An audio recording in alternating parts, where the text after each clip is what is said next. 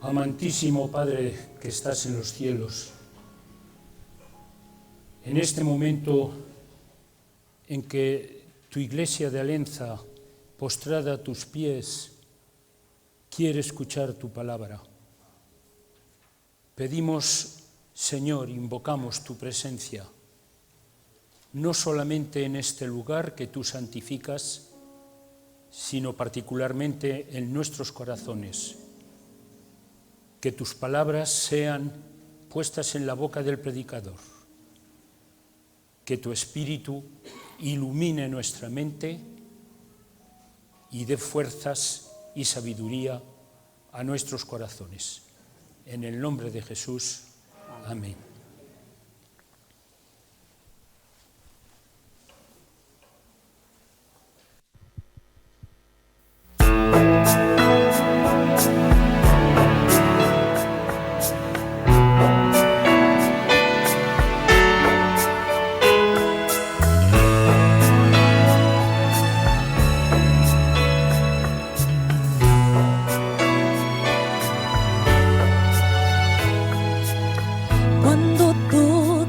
Oscuro está, solo hay dudas en tu andar y tristeza en tu mirar, desesperas al pensar.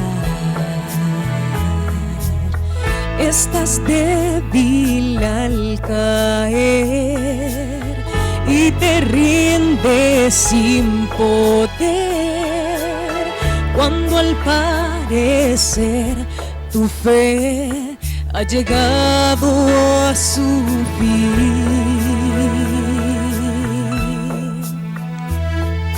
Hay esperanza en Dios, ven a Él pronto.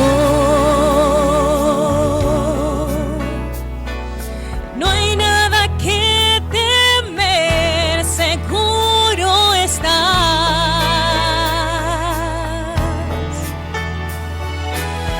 Te levanta y sana tu alma, calma tu sed, a salvo estás, ya no tienes que sufrir, porque Cristo pagó por ti en la cruz.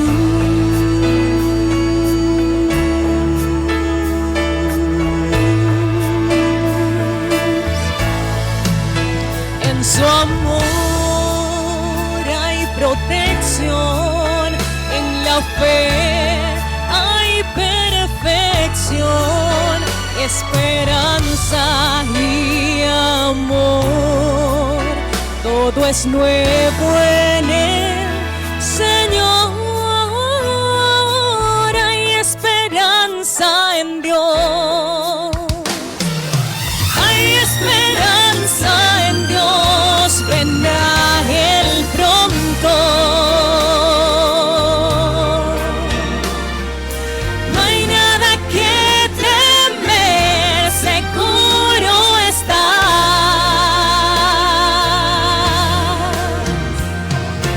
Él te levanta y sana tu alma, calma tu sed, a salvo estás, ya no tienes que sufrir, porque Cristo pagó por ti. Oh, Él te levanta y sana tu alma, calma tu sed, a salvo estás, ya no tienes que sufrir, porque Cristo pagó por ti en la cruz.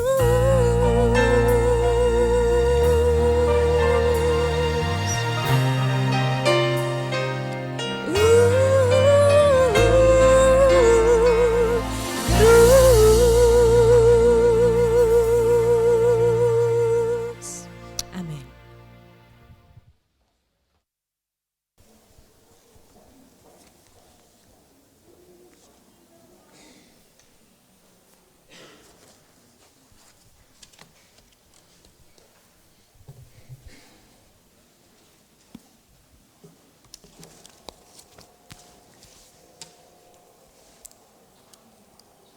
Buenos días a todos, queridos hermanos.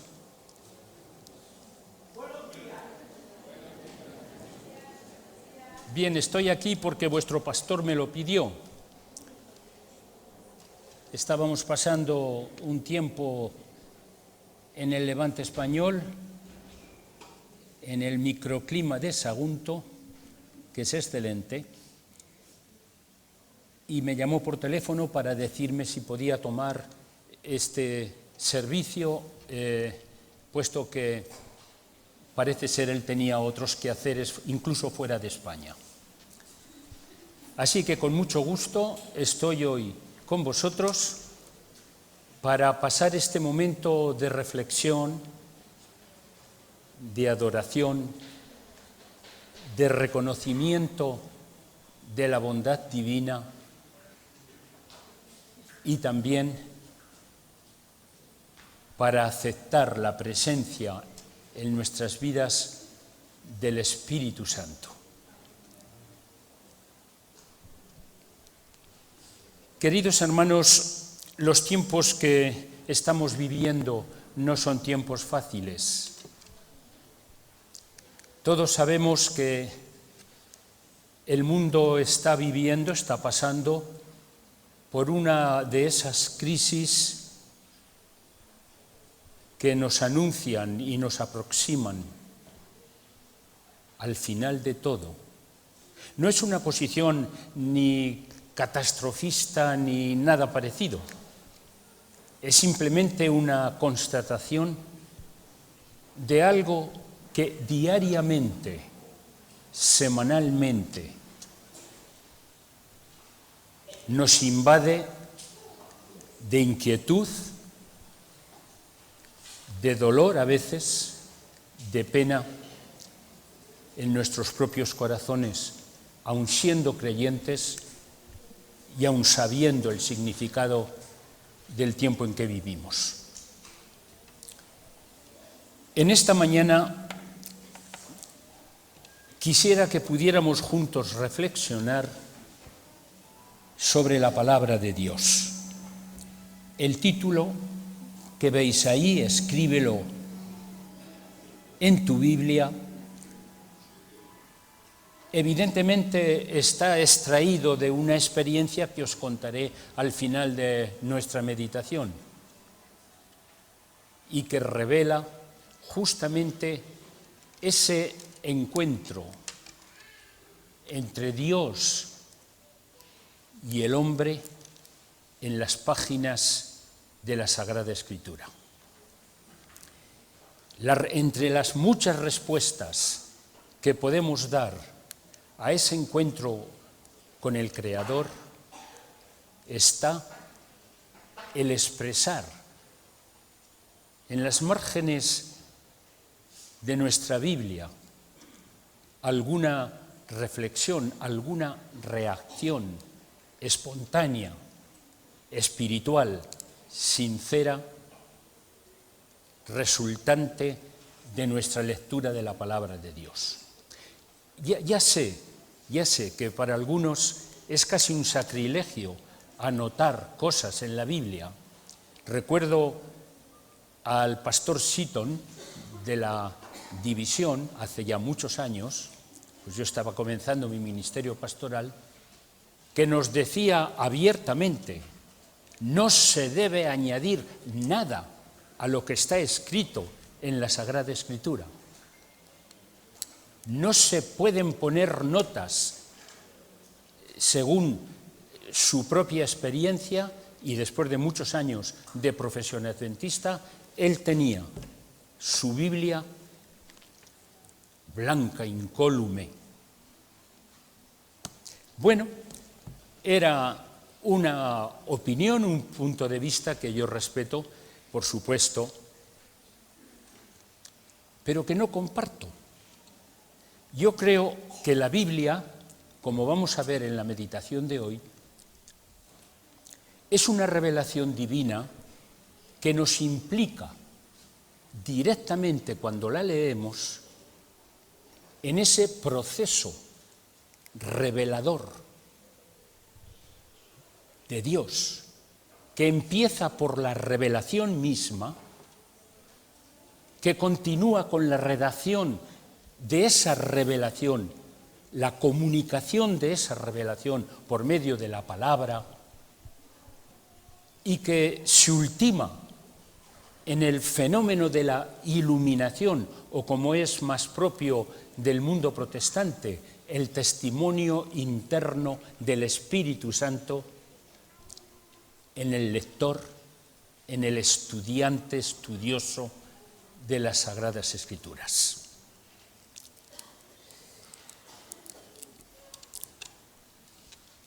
La Biblia es mucho más que un libro de bellas imágenes, de historias impresionantes, de parábolas inolvidables.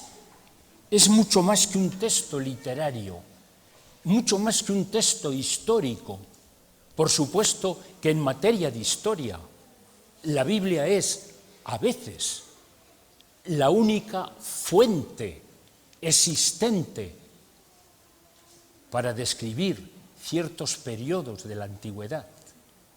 La Biblia es mucho más que un libro de devociones personales, más que un libro de investigación bíblica, por supuesto, donde eruditos analizan, estudian, profundizan el significado, el contenido y el contexto de la Sagrada Escritura. La Biblia es más que el texto base de nuestra religión. Entonces, ¿qué es la Biblia? Si casi lo has dicho todo. La Biblia es la palabra de Dios.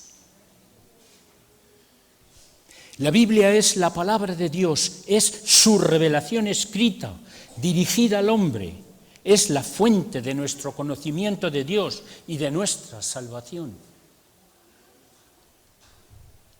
Como palabra de Dios, tenemos que entender que la Biblia significa la condescendencia divina de ese ser infinito que creó los mundos que existen. La condescendencia, en términos técnicos se le llamaría sincatábasis, la condescendencia del Dios infinito para ponerse a la altura de su criatura humana. En la Biblia encontramos a Dios haciendo un enorme esfuerzo para poder transmitir, para hacerse comprender, para podernos conducir por los caminos que Él quiere que sean los nuestros en este mundo de pecado y de dolor. Con la Biblia, algunos aprendieron a leer.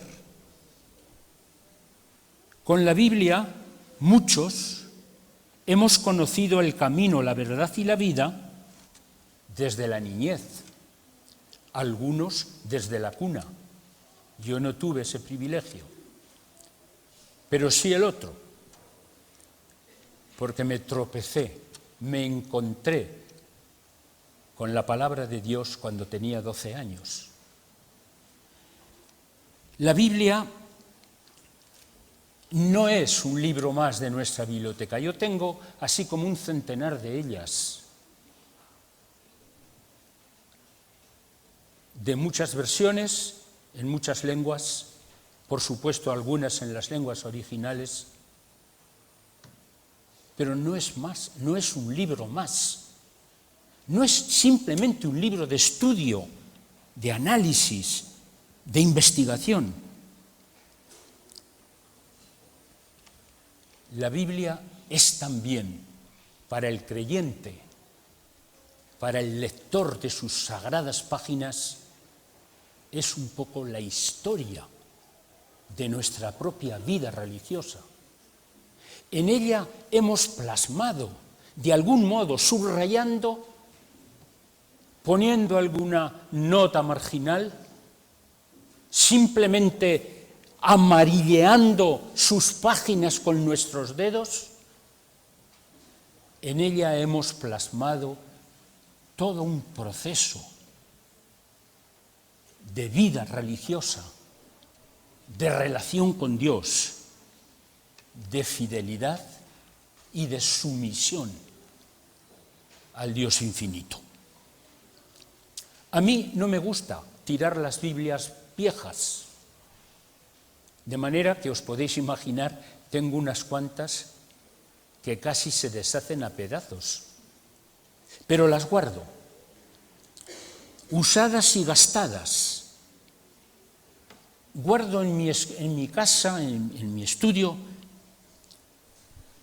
las Biblias de mi madre, de mis suegros. Esta es la de mi madre. Ella conoció el Evangelio después que nosotros, llegó a ser miembro de nuestra iglesia y la guardo tal como la dejó cuando falleció, con tarjetas, con anotaciones. Está viejita, pero aquí he sentido las vibraciones de la vida espiritual de mi madre, completamente individual, si queréis oculta, expresada únicamente en sus momentos de estudio, de reflexión, de búsqueda.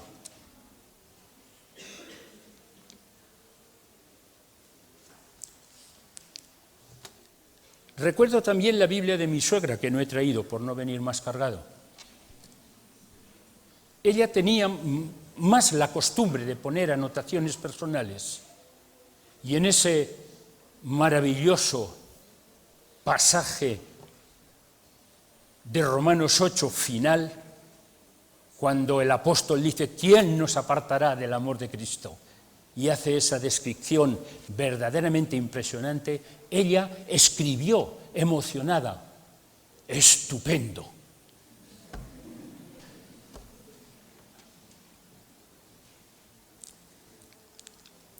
Guardo entre mis Biblias una de las primeras que tuve, no fue la primera, pero sí una de las más antiguas.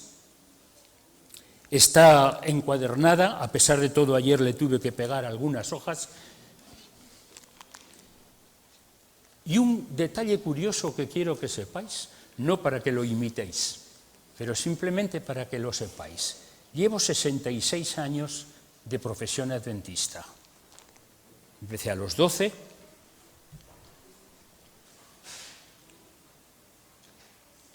Siempre he tenido el mismo formato de Biblia y la misma edición. Sí, han salido muchísimas más después, mejor traducidas, más actuales, con el lenguaje actual, pero yo he conservado el mismo formato que aquella primera Biblia de letra muy pequeña, hoy soy incapaz de leerla, en mi Biblia actual. ¿Por qué? Bueno, es cierto que tengo otras versiones, es cierto que tengo Biblias en otros idiomas, y como he dicho, algunas en las lenguas originales, que me sirven simplemente de referencia, de comparación. Pero mi apego al texto original, aquel texto que descubrí, con el que me encontré cuando era un muchacho de 12 años, no lo he cambiado. Como es el mismo formato, la misma paginación, con letra mayor o menor, esta tiene una letra mayor que esta otra, pero es el mismo formato. Eso me permite memorizar, recordar, incluso ubicar en el espacio donde se encuentran algunos textos. A veces mi esposa se sorprende cuando en sus estudios me dice: Carlos, ¿dónde está aquel texto? Yo cojo mi Biblia y podéis estar seguro que lo voy a encontrar. En efecto, esa Biblia ha sido mi compañera a lo largo de 66 años de profesión religiosa.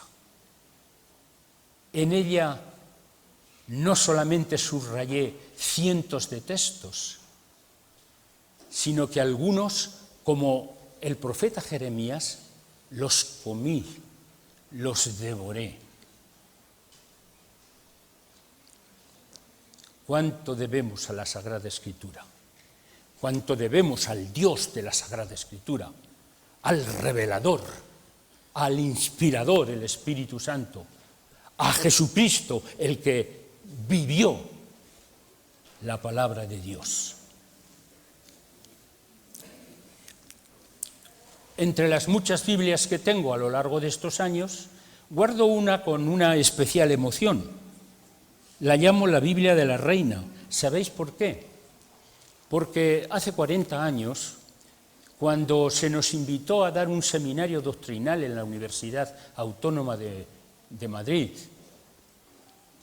sobre adventismo, resultó después, a partir del primer encuentro, que la reina era alumna de ese departamento de la universidad, donde después estudiaría también su hijo, el actual rey.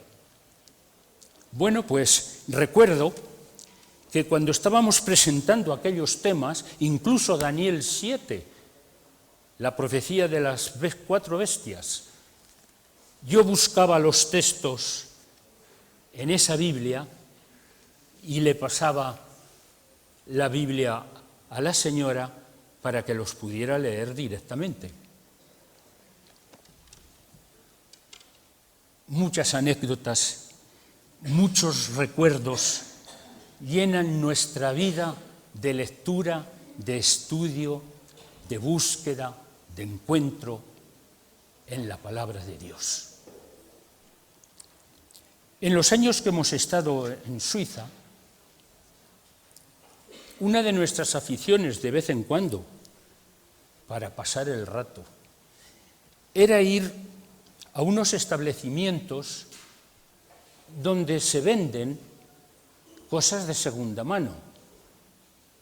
Pero se da la circunstancia que en la mayor parte de ellos, que suelen pertenecer a una ONG, las Biblias son gratuitas. De manera que yo iba buscando todas las Biblias que se ofrecían, pertenecientes, por supuesto, a personas que yo desconocía, aunque sí constaba en ellas el nombre, así como los subrayados y las notas que incluía en sus Biblias de estudio y devoción, pues las fui guardando. La mayor parte están en alemán, lengua que no hablo ni leo. Pero ahí las tengo. Rosamari se desespera, porque habrá un centenar de ellas, tal vez, más o menos, y ocupan un espacio. Pero tengo mucho respeto, muchísimo respeto al hecho de que ahí, en esas Biblias gastadas, amarillentas, reencuadernadas, vivieron una experiencia religiosa otras personas creyentes que no conozco, que nunca conocí, que tal vez me encontraré un día, si Dios lo permite, en el reino de los cielos. Tomad la Biblia de estudio de alguien y en ella sentiréis el latido de la vida espiritual de esa persona. Los pastores a veces hacemos nuestros sermones in memoriam, es decir, funerales, tomando la Biblia del finado y sacando, extrayendo de ella aquellas tendencias, preferencias que ese creyente fallecido iba plasmando con sus subrayados o con sus notas sobre la Biblia de su devoción diaria. Así lo hice con el hermano Antonio Gascón, cuando falleció ya hace muchos años, le pedí a Antonio, su hijo, pastor jubilado también ya, que me dejara la Biblia de su padre.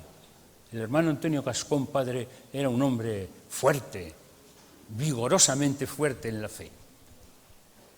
Y allí me encontré las vibraciones espirituales, religiosas, de un hombre de Dios. El 29 de septiembre de 1997, vamos a ver si soy capaz de hacer funcionar esto.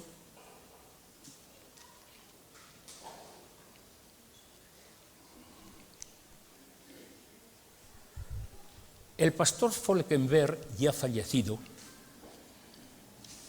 presidente de la Asociación General, introdujo las discusiones en el contexto de un concilio anual en el que estuve presente como secretario de división,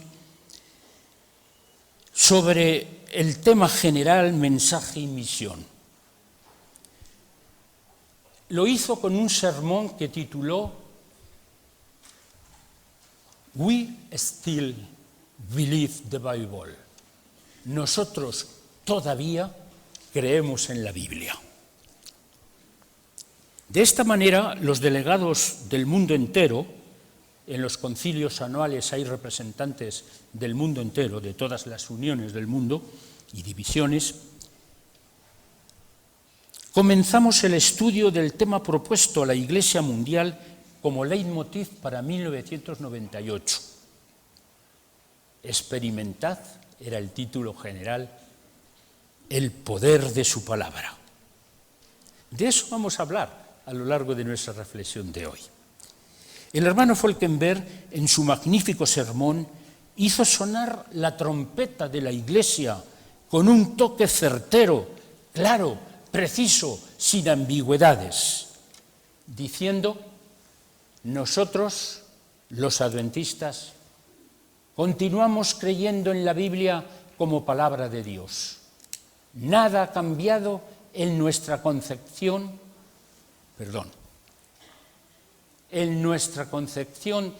de la autoridad normativa de la Biblia. Nada ha cambiado en nuestra interpretación esencial de la palabra de Dios. ¿Qué estaba haciendo el hermano Folkenberg? Estaba simplemente, de algún modo, confirmando, ratificando las palabras que la sierva del Señor había dejado escritas cuando vivió en los albores, en los inicios de la Iglesia Adventista del Séptimo Día. Uno de esos testimonios dice, lo encontramos en el Conflicto de los Siglos: pero Dios tendrá en la tierra un pueblo que sostendrá la Biblia y la Biblia sola como piedra de toque de todas las doctrinas y base de todas las reformas.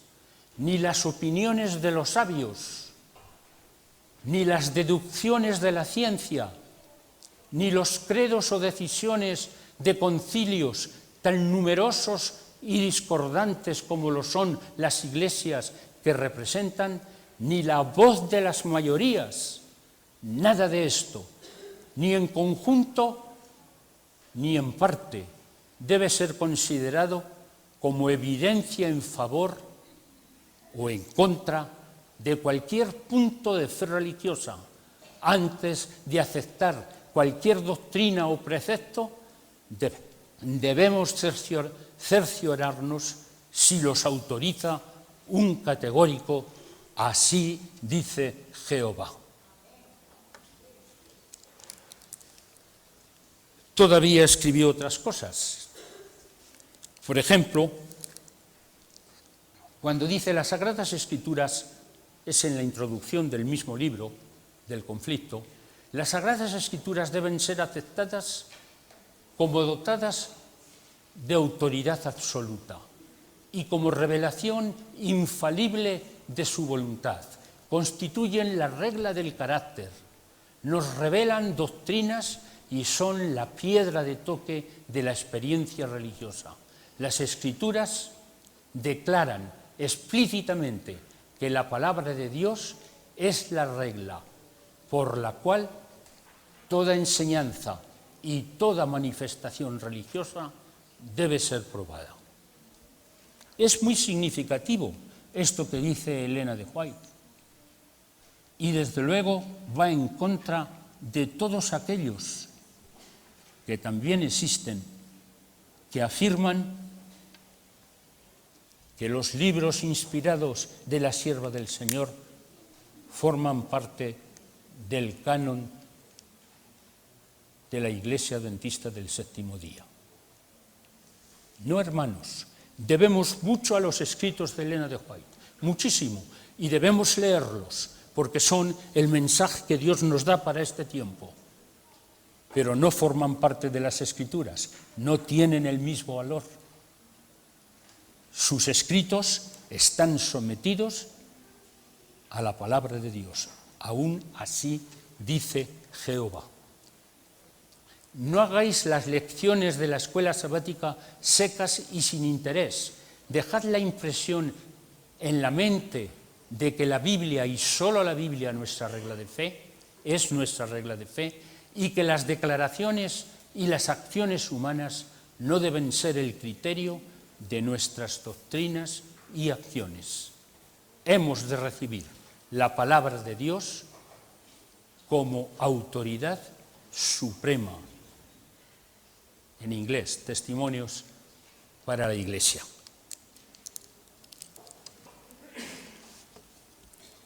Sigamos adelante. Algunos estaréis diciendo, ¿y qué nos dice de nuevo el pastor Pujol? Todo esto es evidente, ya lo sabíamos. La Iglesia Adventista nunca ha dicho lo contrario. Bueno, hermanos, es cierto, la mayoría de la Iglesia Adventista, de los miembros de la Iglesia Adventista, tanto aquellos que tienen una altísima formación intelectual, eruditos, como los miembros más sencillos, seguimos creyendo lo mismo. Pero hay algunas secciones de la Iglesia que empiezan a aplicar a la Sagrada Escritura el método de interpretación histórico-crítico.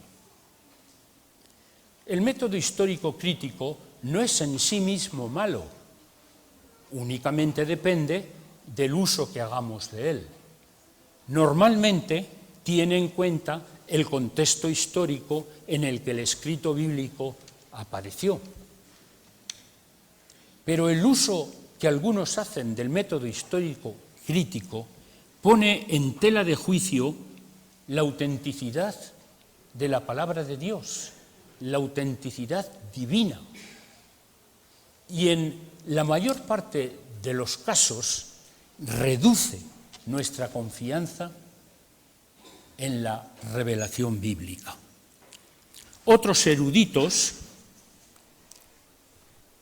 sí que aplican también un método de interpretación con el cual no tenemos ningún problema, que es el método histórico-gramatical. También tienen el contexto en cuenta, pero después analiza el texto bíblico gramaticalmente, tal como en la lengua original se escribe, y por supuesto procuran de este modo llegar a saber lo que el escritor bíblico inspirado quiso decir. Es verdad que este conflicto no constituye un motivo de escándalo en el seno de la Iglesia, pero crea confusión y a veces una cierta ambigüedad teológica sobre una cuestión que nos parece extremadamente importante. Quiero deciros que el Papa anterior, Benedicto XVI, un teólogo, escribió la primera parte de una vida de Jesús de Nazaret, en la cual yo la tengo. En la introducción dice que quiere escribir una vida de Jesús para combatir los abusos de aquellos que están analizando el Evangelio mediante el método histórico crítico, de forma que el Papa, de algún modo, entiende que hay que tener mucho cuidado con el uso de este método en la interpretación bíblica. Ahora bien, la negación más grave, escuchadme bien, más grave, del principio enunciado por el pastor Folkenberg: nosotros los adventistas seguimos creyendo en la Biblia como palabra de Dios. La negación más grave no se encuentra en los métodos que puedan usar nuestros teólogos, nuestros eruditos, en la interpretación de la Escritura. La negación más grave de ese principio característico, como hemos visto, del adventismo desde sus orígenes, está en el dominio de la piedad práctica. Constatamos que sin entrar en una justificación teológica, sin hacer teología, la realidad es que cada vez leemos menos la Sagrada Escritura.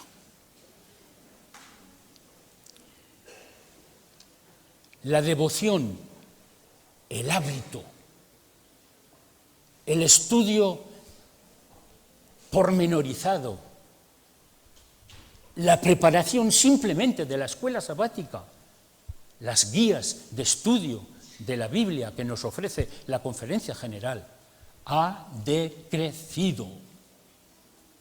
No encontramos a veces tiempo en la jornada para poder volcarnos en la búsqueda, en el estudio, con oración, con interés de la palabra de Dios. Las muchas actividades nos han robado ese encuentro, esa comunión del creyente con Dios en la revelación bíblica.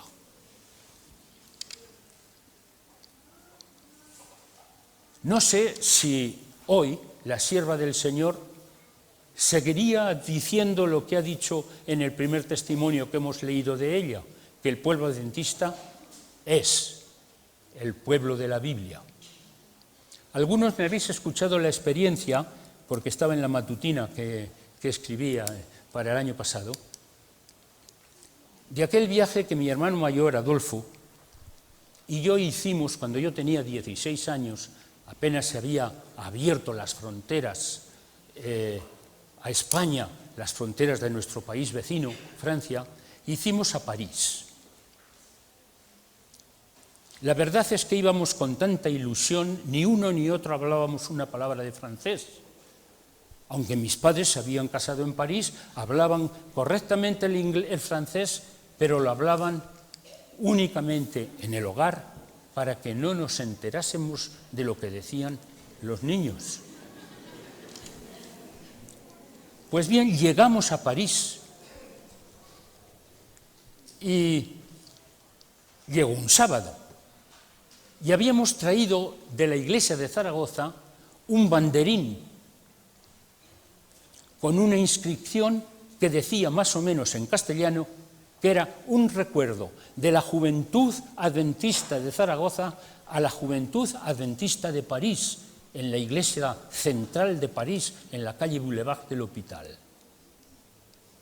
Y bueno, pues era un sábado, pero mi familia, en aquel momento yo tenía más familia en Francia que aquí en España, mi familia trabajaba. De manera que tuvieron que explicarnos muy bien cómo desde el lugar donde ellos vivían podíamos llegar a Boulevard de l'Hôpital. ¿Y qué ocurrió? Éramos jóvenes de provincias, por consiguiente, en Zaragoza no había metro. Y en los transbordos de una estación a otra, tal como nos los explicaron, nos perdimos. Ahora imaginad la situación. Teníamos que llegar a tiempo de entregar el banderín. a esa iglesia ubicada en la calle Boulevard del Hospital.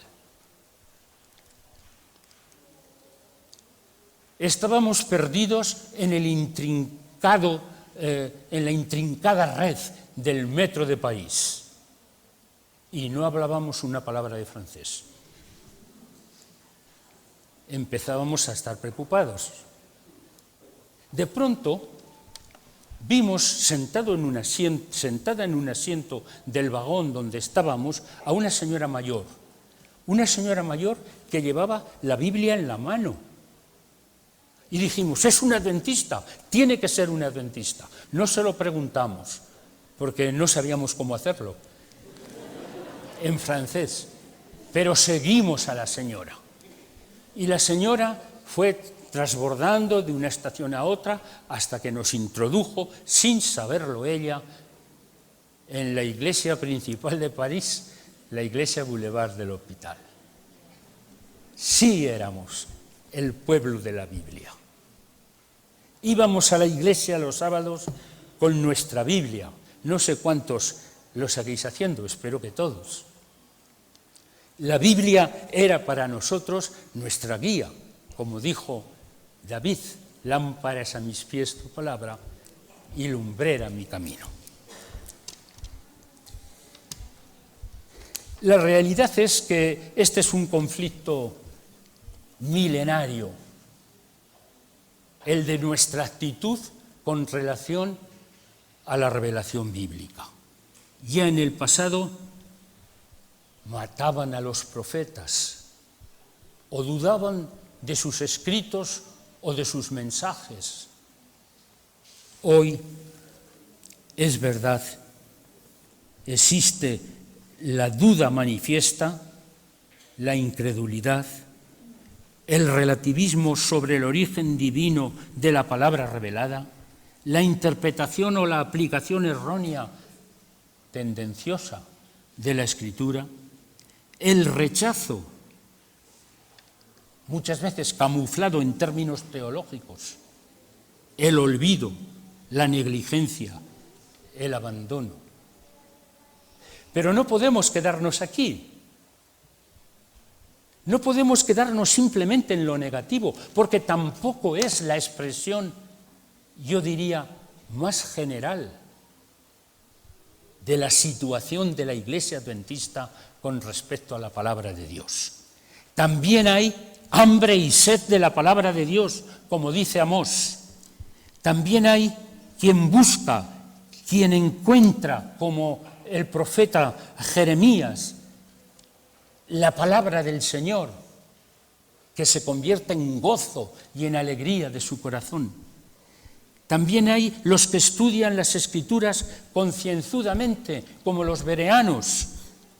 También hay quienes instruyen a los niños acerca de su enseñanza. Desde la niñez has sabido las Sagradas Escrituras, le dice Pablo a Timoteo. También hay quienes escudriñan las Escrituras buscando la salvación. Escudriñad las Escrituras, porque a vosotros os parece que en ellas tenéis la vida eterna y ellas son las que dan testimonio de mí.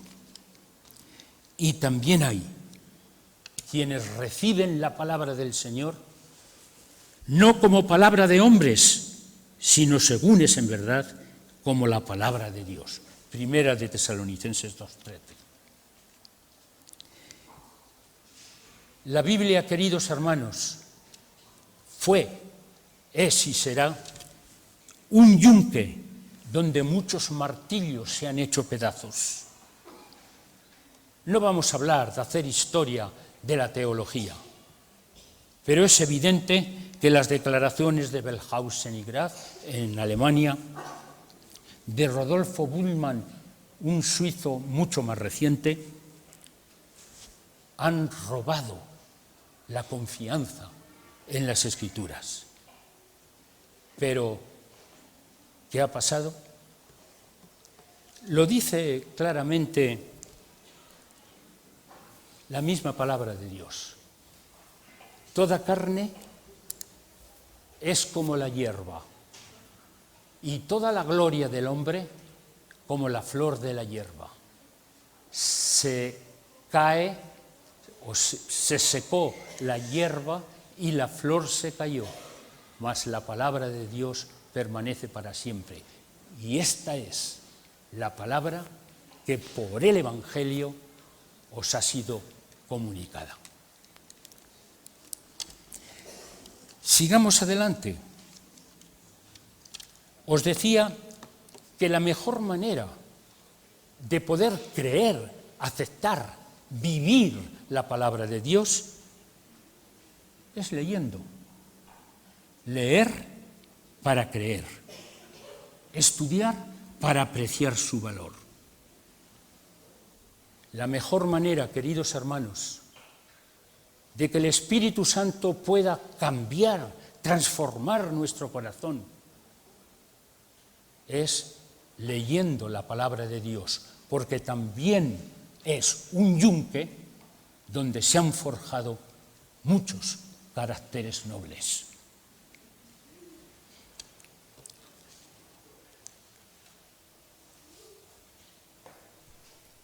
Toda escritura, dice el texto de Pablo, es inspirada divinamente y es útil para enseñar, para redarguir, para corregir, para instituir en justicia, para que el hombre de Dios sea perfecto, enteramente instruido para toda buena obra. Y en otro lugar, porque la palabra de Dios es viva y eficaz como una falcata. La falcata era la pequeña espada que llevaban los soldados romanos de 2 filos, tremenda, viva y eficaz y más penetrante que una espada de 2 filos que alcanza hasta partir el alma y aún el espíritu y las coyunturas y tuétanos y discierne los pensamientos y las intenciones del corazón. Y ahora vienen algunos testimonios de personajes bíblicos.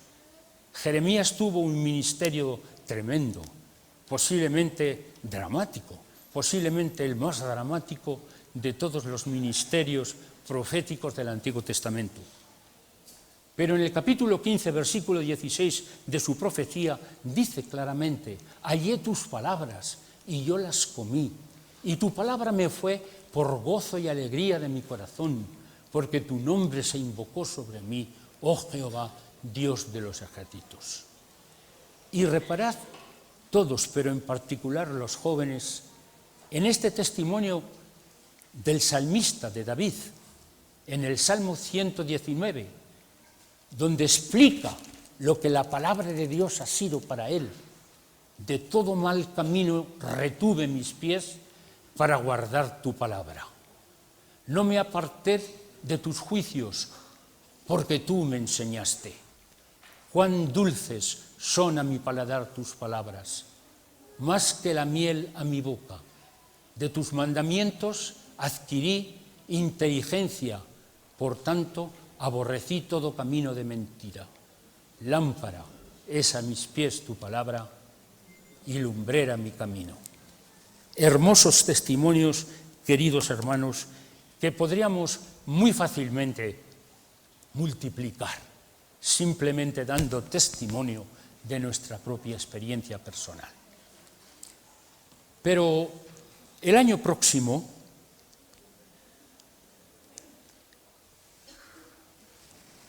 se cumplen 500 años de ese momento clave de la historia de Europa en el que Lutero clavó las 95 tesis contra las indulgencias en la puerta de la iglesia de Wittenberg, del castillo de Wittenberg. La Unión me ha pedido que escriba unos cuantos sermones que se ofrecerán a los pastores para hablar justamente del significado de la Reforma, de Lutero y de lo que siguió a Lutero. Y estoy trabajando en ello. Pues bien, queridos hermanos, a pesar de todos los impedimentos que encontró este hombre. A pesar de sus propios defectos, era un hombre irascible, era un hombre difícil, pero con una tenacidad de hierro. A pesar de todo esto, la reforma luterana triunfó hasta hoy. Y de ella somos herederos los adventistas, que nos adscribimos sobre todo a la rama calvinista de la reforma de Lutero, la de Juan Calvino, con algunas características diferentes sobre Lutero. Lutero es un hombre medieval y Calvino era un hombre moderno. Pues bien, así se ha cumplido, y de lo cual somos testigos, aquellas palabras del profeta Isaías que dicen: porque como desciende de los cielos la lluvia y la nieve, y no vuelve allá, sino que harta la tierra y la hace germinar y producir, y da simiente al que siembra y pan al que come, así será mi palabra que sale de mi boca. No volverá a mí vacía, antes hará lo que yo quiero y será prosperada en aquello para lo que la envié. Hermanos, la palabra de Dios triunfará, la verdad triunfará. ¿Sabéis que esta expresión, la verdad triunfará, existe en la bandera del presidente de la República Checa como una especie de lema, y que su origen se encuentra en Juan Hus, el reformador checo, que murió en las llamas y que, según dicen sus biógrafos, algunos, mientras iba quemándose en aquel horno, de sus labios salía Pravda vitesi, Pravda vitesi, la verdad triunfará. Así también la verdad bíblica.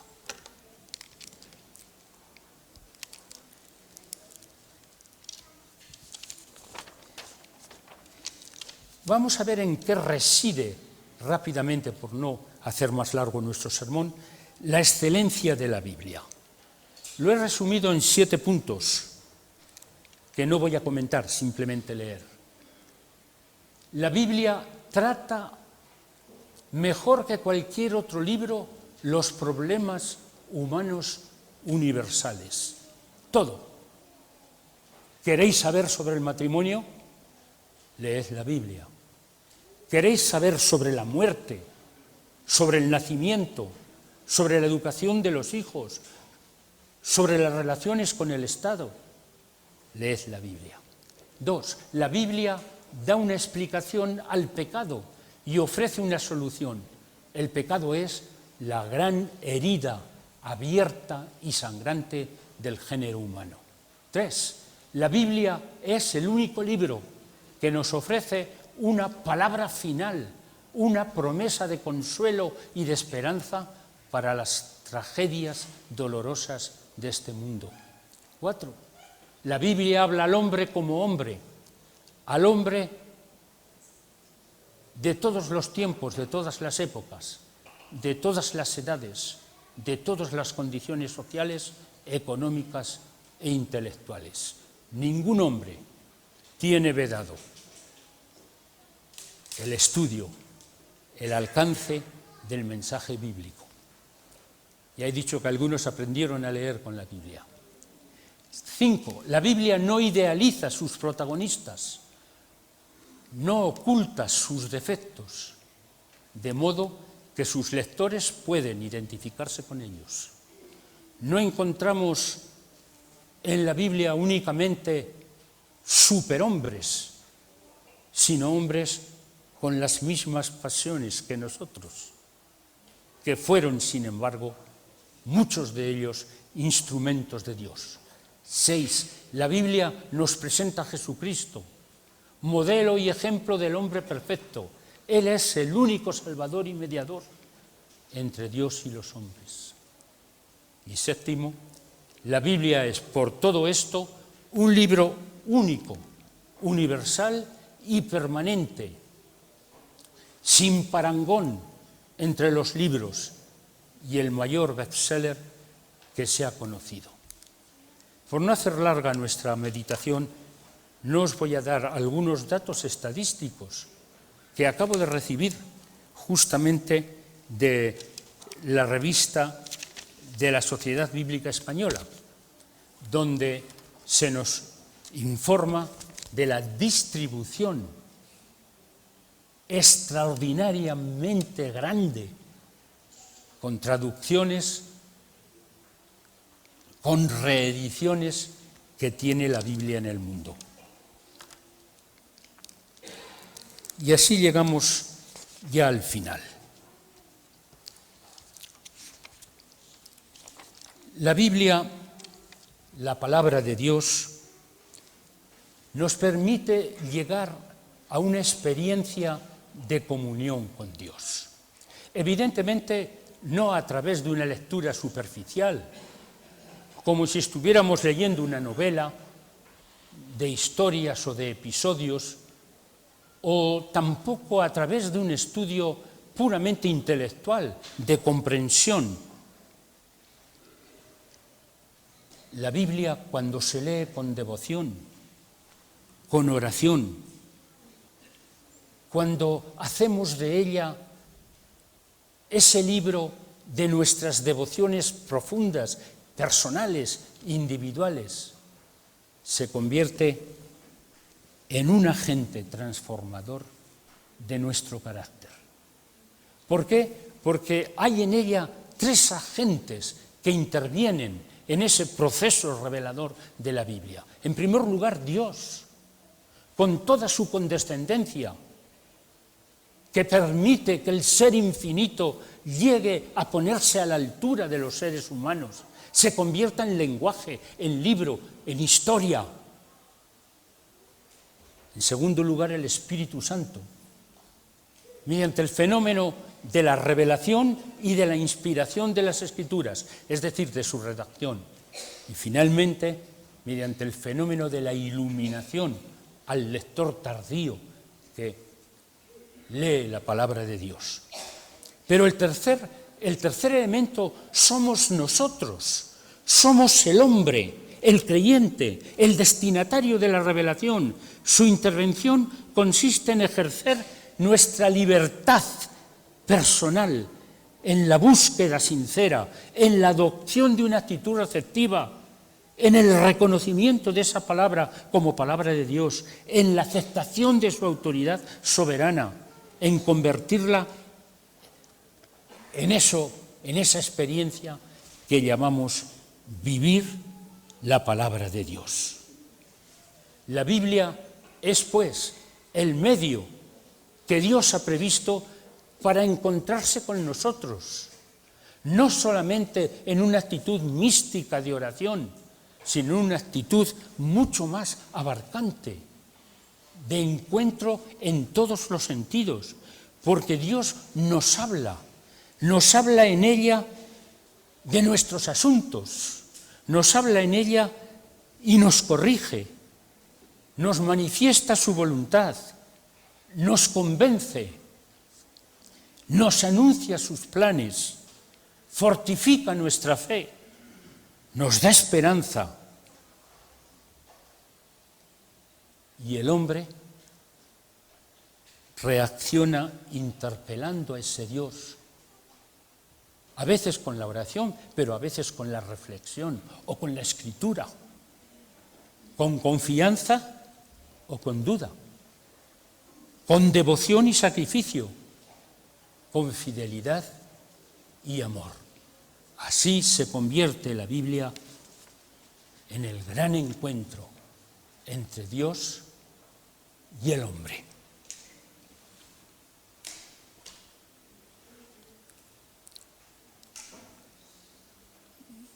Vamos a pasar a una experiencia con la cual voy a terminar, que algunos posiblemente ya habréis conocido. No sé cuántos conocisteis a este joven, Israel Moyano Herrero. ¿Hay aquí alguien que lo conoció? Sí, Angelita, los veteranos también.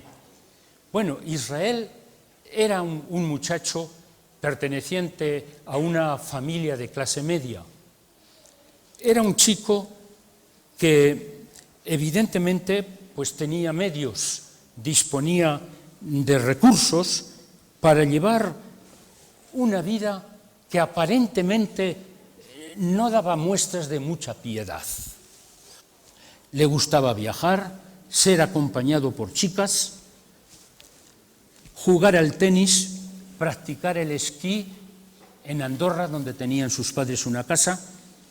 Era un joven vinculado con la Iglesia, pero sin grandes manifestaciones espirituales. Fue alumno del Colegio de Sagunto, interno, y como la mayor parte de los alumnos internos, pues alguna vez tuvo algún pequeño problema de disciplina. Todo eso es verdad, pero había una cosa: Israel leía la Biblia. Leía la Biblia como le habían enseñado sus padres desde niño. Un día decidió ir a Estados Unidos para sacarse la licencia de pilotar pequeños aviones, avionetas. Y algunos meses antes de terminar, les dijo a sus padres que quería ser piloto misionero. Ya sabéis que en África, por ejemplo, las misiones a veces, las estaciones, tienen avionetas que hacen fácil la comunicación entre las distintas estaciones misioneras, porque los caminos no son siempre accesibles. Bueno, lo cierto es que así llegó a mis manos el expediente en el cual pedía Israel poder ser piloto misionero cuando terminase su formación. Yo le envié todos los documentos, los requisitos, y todo estaba preparado. Pero unos días antes de terminar, cuando estaba realizando, no sé si la última o penúltima de las clases de vuelo, de las prácticas de vuelo, en los alrededores del Aeropuerto Internacional de Los Ángeles, su avioneta, sin saber todavía por qué, cayó al mar. Y el instructor, Israel, y otro joven español que iba con ellos, fallecieron. ¿Os podéis imaginar que los que conocíamos a Israel nos hacíamos tantas preguntas? De hecho, quiero deciros que tenía un hermano, Joel, que entonces tenía 19 años, Israel tenía 20, y que hoy es nuestro administrador en la residencia Maranata. Bien, muchas preguntas, un montón de preguntas, sus padres, sus amigos. ¿Cómo es posible?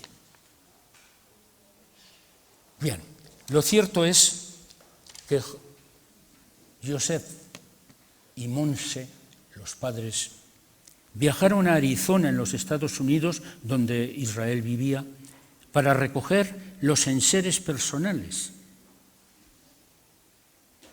lo que había dejado allí.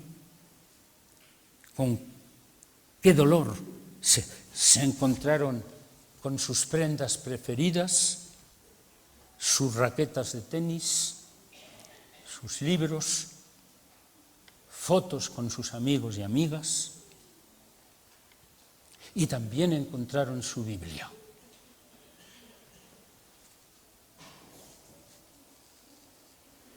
Su Biblia en inglés, con la cual había asistido a la Iglesia durante el tiempo que estuvo en Estados Unidos. Cuando sus padres abrieron aquella Biblia, como ya os he dicho, sintieron las vibraciones de la fe de su hijo desaparecido. Sintieron su esperanza, sintieron su espiritualidad, sus compromisos religiosos, la profundidad de su religión personal. No era Israel lo que parecía a simple vista. Era un joven que vivía una experiencia religiosa profunda, a su modo. En su Biblia, que yo he tenido en mis manos, no había solamente muchos pasajes subrayados o notas personales. Había también frases escritas tal y como el Espíritu Santo se las había inspirado. Casi todas en inglés, pero había una en español. La lengua que podían leer y comprender sus padres, y que era como una especie de premonición de la tragedia que iba a vivir. Aquí tenéis algunas de esas frases. Señor, ¿qué puedo hacer hoy por ti? Dios mío, no me siento capaz de conducir este coche aparcado. Un servicio consagrado al Señor es un empleo mucho más importante que no importa qué otra carrera que podamos estudiar ahora. Nuestra situación ante Dios no depende tanto de la cantidad de luz que hayamos recibido como del uso que estemos haciendo de la luz que poseemos. Señor, dame la sabiduría necesaria para aprender a orar, el valor para tratar de orar y la perseverancia para continuar orando. Y termina con esa frase que he retenido como premonición, como mensaje, como testamento espiritual para sus padres. Dios no siempre desea que comprendamos todo, sino que confiemos todo a Él. Israel Moyano, un joven adventista, como otros muchos, que leía su Biblia, que había hecho en su Biblia una especie de diario donde inscribir las vibraciones de su fe religiosa. Queridos hermanos, con esto concluyo. Escríbelo en tu Biblia. Escribe en ella tu encuentro, tu diálogo con Dios. Participa con devoción, con interés, con sumisión, con fe del proceso de la revelación. Y la Biblia transformará tu vida. Amén.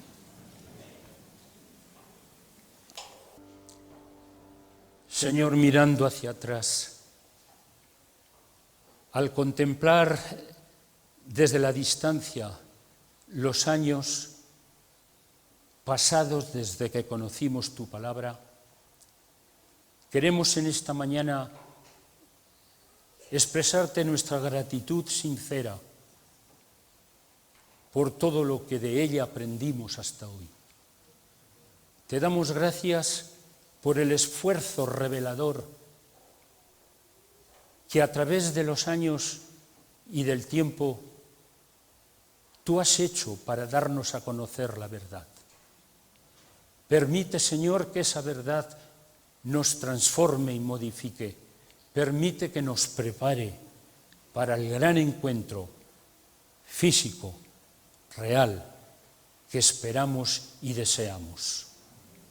Te pedimos, Padre, que tú nos ayudes a aficionarnos a tu palabra santa, que tú nos des sabiduría para comprenderla, que tú nos des sensibilidad para vivirla, que tú nos des esperanza. Te pedimos que tu palabra siga siendo, como lo fue para David y para otros, lámpara en nuestro camino, luz en nuestro sendero.